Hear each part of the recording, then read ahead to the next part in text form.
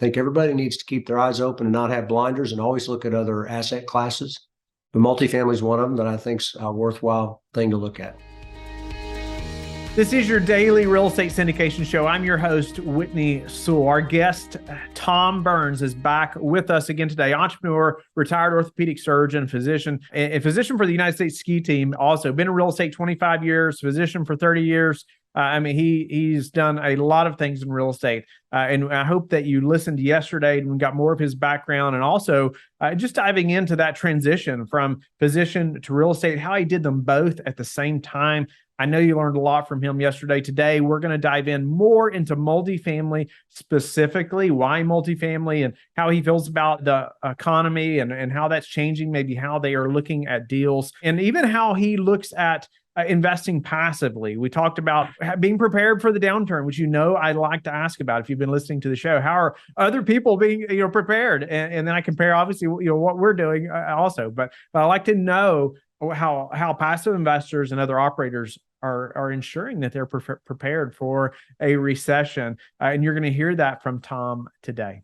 Tom, welcome back to the show. Honored to have you back, and very grateful for your time. I know yesterday we dove into your background and getting started in real estate as a physician, and really the training that took place where you observed other people that, man, you thought you wanted to be that, but you discovered pretty quickly maybe that wasn't the path that was best for you and your family as a whole. And I'm so grateful just for your perspective on family versus making another dollar, because that's not typical. I'm learning anyway. And so I just appreciate that, and just you being transparent and real about that. So I encourage the listeners to go back and listen to yesterday's shows. You're going to learn a lot about Tom, but I want us to dive in today and really more about multifamily, more about your business, Tom, and focusing in on multifamily and how you grew in this asset class specifically. But let's dive in there. You bet.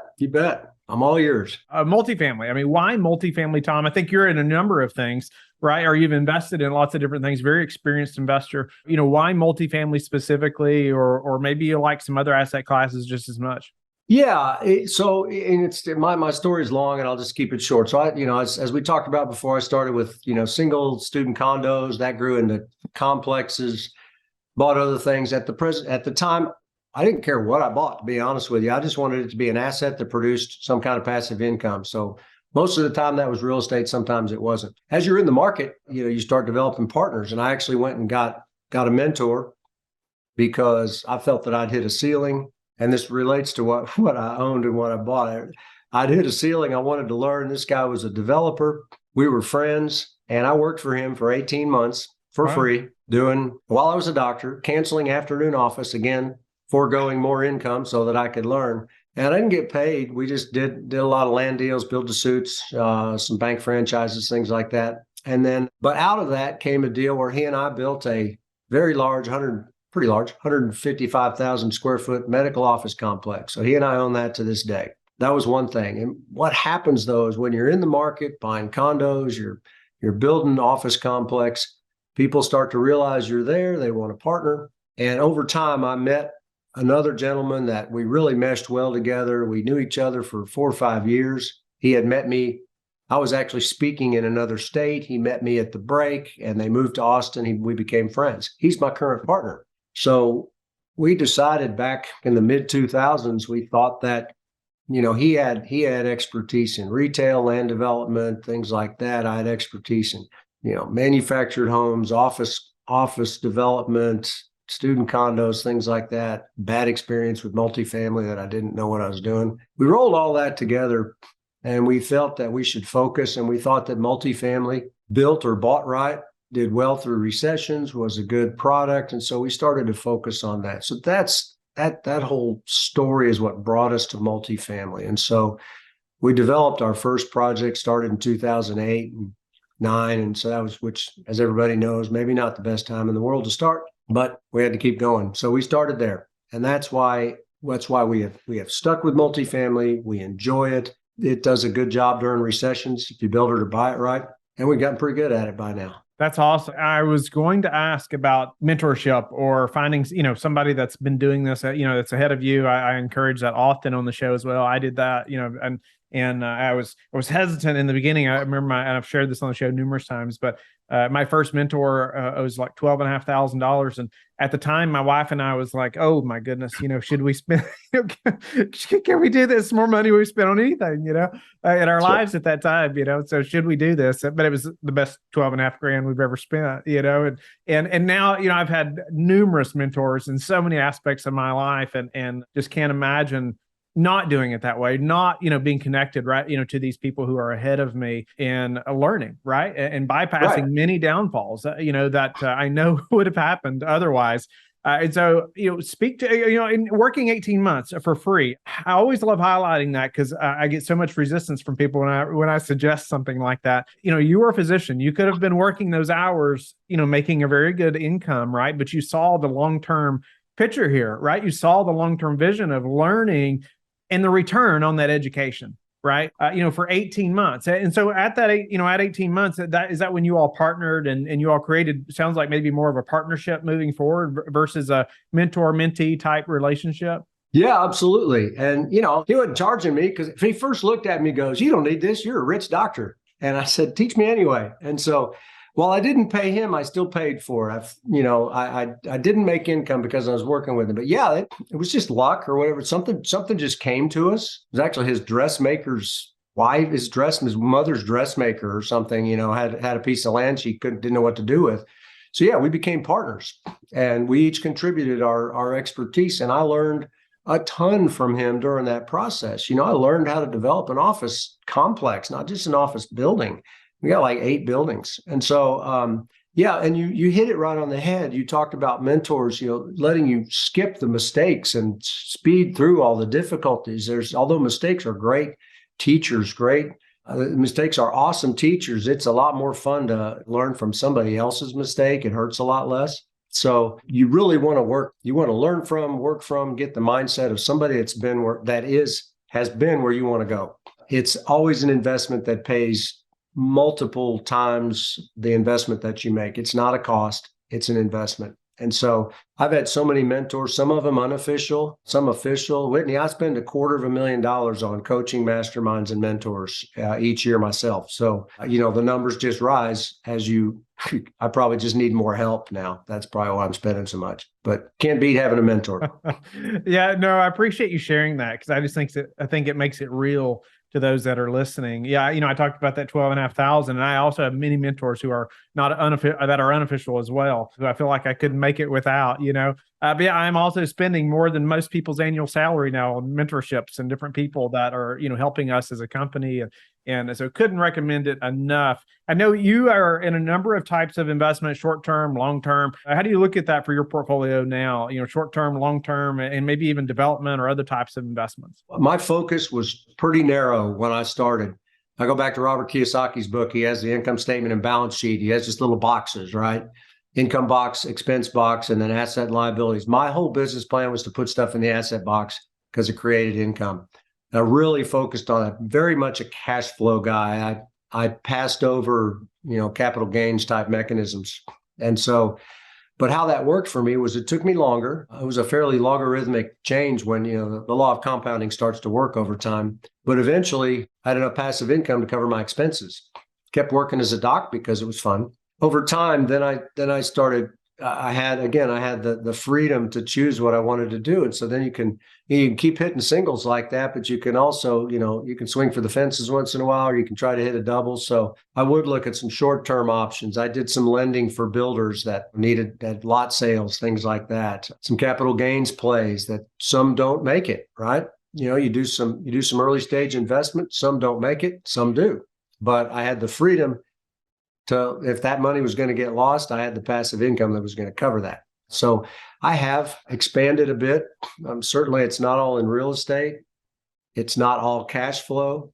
And it is a combination of short-term and long-term. Also, as you get seasoned, I still think I'm going to live to 100 and something. So as you get a little more seasoned, your time horizons do shrink a little bit, but I try to keep it all pretty balanced. Yeah, it's incredible. And my grandfather just passed a few weeks ago. He's 102 years old. So, and still lived at home. And so, it's incredible. It's like he had a whole nother lifetime than most people, the more we think about it. But absolutely.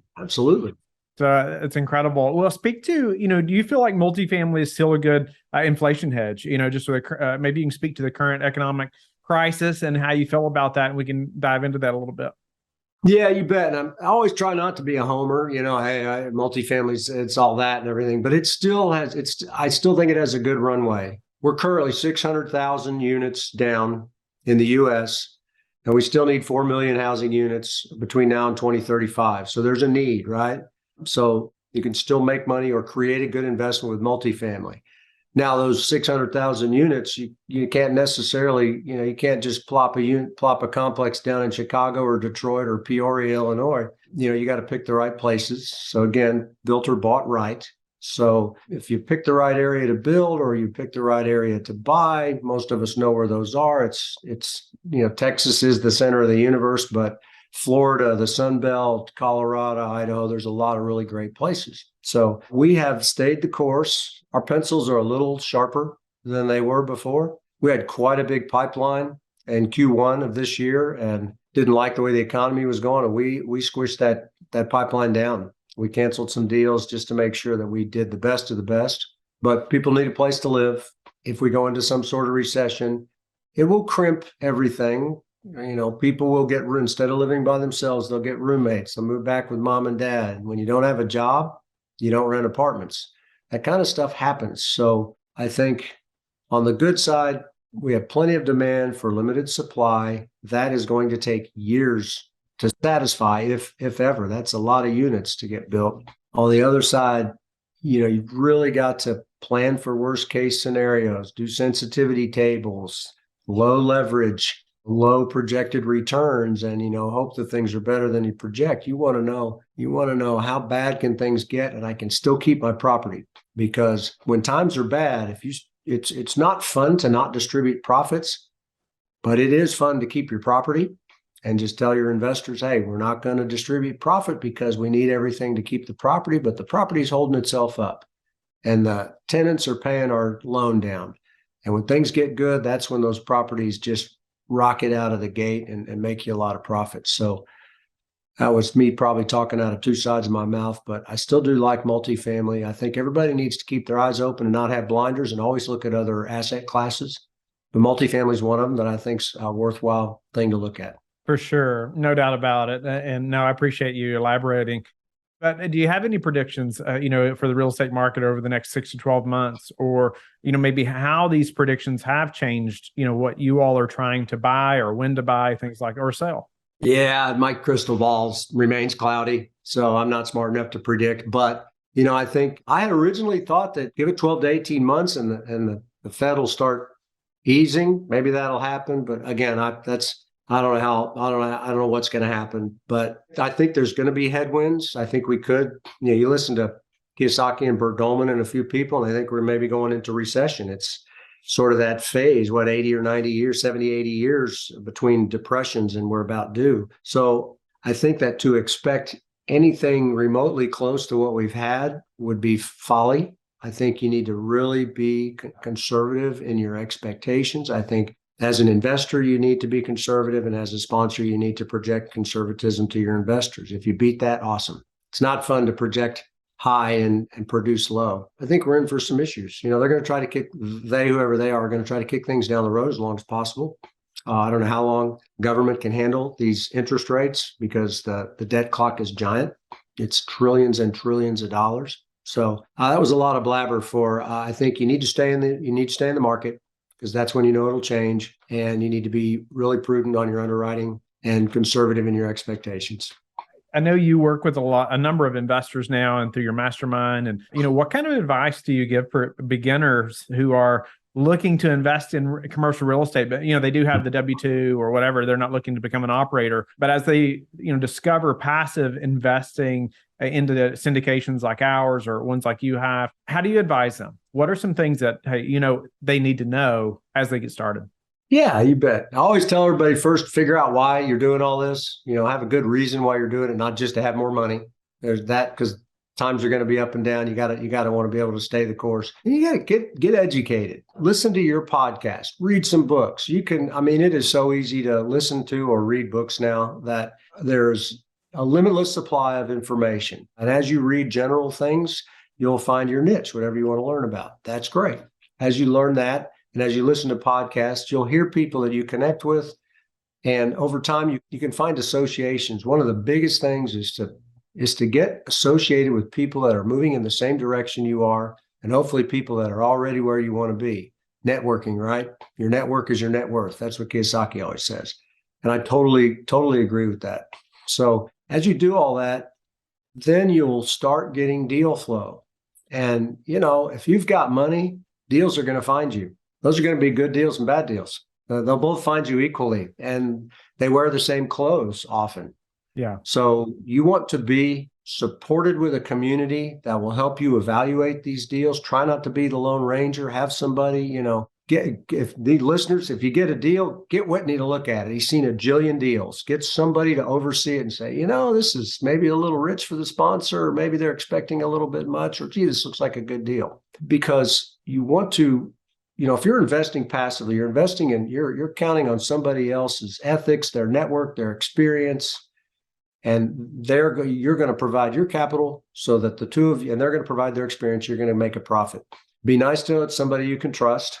Bernie Madoff had a lot of friends for 20 years, and so things didn't go so well. So you want to potentially invest with people that you know and trust that are friends of yours. They will have maybe invested with somebody else. So try to get in with sponsors that you know. I also suggest these days maybe try to find one with some gray hair that maybe did investments prior to the Great Recession, because recessions, depressions, and bad times are awesome teachers.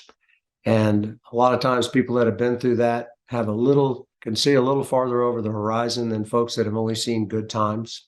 So, be prudent. And if you're not sure and you've done all those things, bet small. If you bet small, if you win, great, you'll win small. But if you lose, you'll lose small too. So once you get and then you'll start knowing what's a good investment. So as your education grows, so can your investment, and so will your passive income.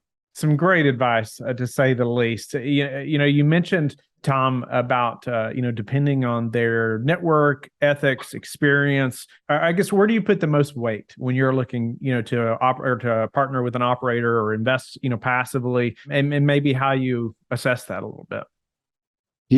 Honestly, I go to ethics first. If it's somebody I don't know, and usually I know them these days, but if it's somebody I didn't know, they would have to come from a really trusted, experienced friend, because I want to know that I don't mind losing money. Well, I don't like to lose money. I'm just pretty good at it, right? I've done it a bunch. But if I'm going to lose money, I want it to be the market and factors that we can't control. I don't want it to be a crook. That has happened to me. So I put ethics first and then experience next. And then I look at the deal. I have a filter that I teach the folks in my masterminds: people, deals, money, structure, rules. And so, if most of those things fit out, they're good people, the deal's pretty good, structure is fair to both sides, and everything fits right, then it's a good investment. So I just want to make sure it's somebody that's out there working with my money as if it was their money. Yeah, love that. Very well said. I agree completely. It's the operator comes before the deal. Or getting to know them, and it doesn't matter how good the deal is if you're working with a crook, does it? So, you can't do a good deal. What is it? Warren Buffett, you can't do a good deal with a bad guy. No doubt about it. Well, as we come to a close on this topic, or this segment of the show, what about anything else you would leave with passive investors as far as getting started or growing their portfolio passively, or even managing the investments? Even somebody, maybe they've invested in a dozen deals. How do you advise, after a while, it's like, how do I keep up with all these, right? How do I ensure what's happening is happening, what they said they're, were going to do? How do you manage all of that now?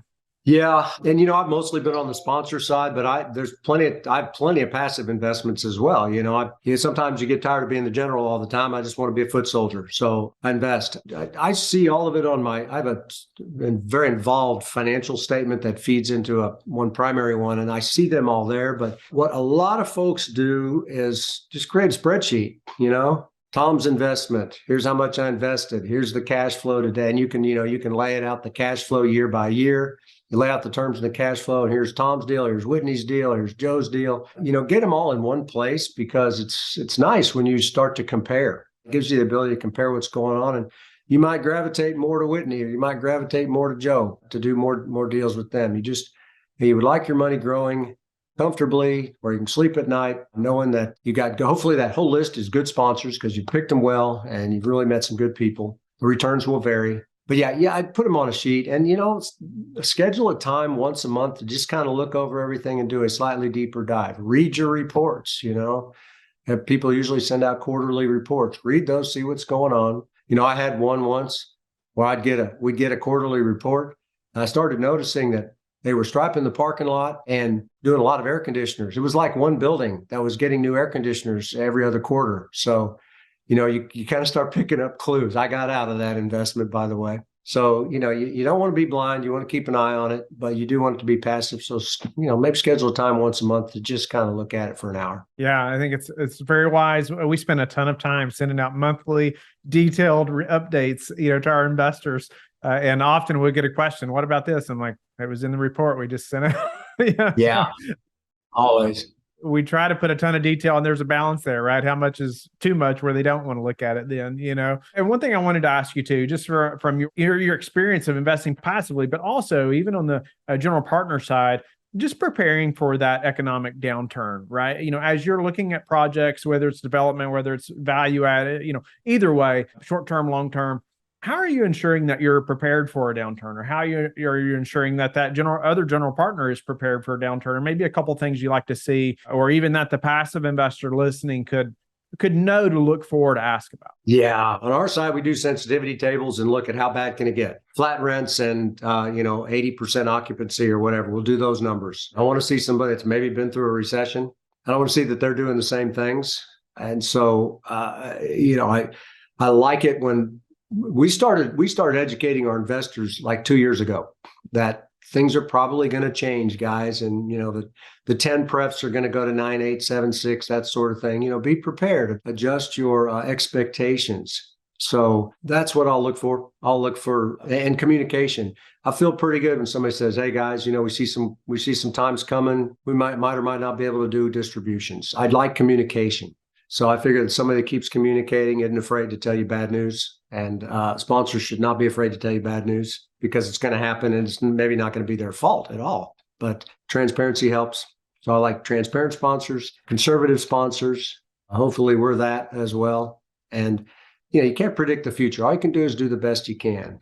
You want to have, you would certainly want to have fixed debt. You don't want to count on appreciation. Those sort of things. I could go through a bigger litany, but just somebody that realizes that all things don't always go up. Love that. It's transparency and communication is key, and it's not rocket science on that side, right? Right. Or you don't even have to be a surgeon to figure out you got to communicate.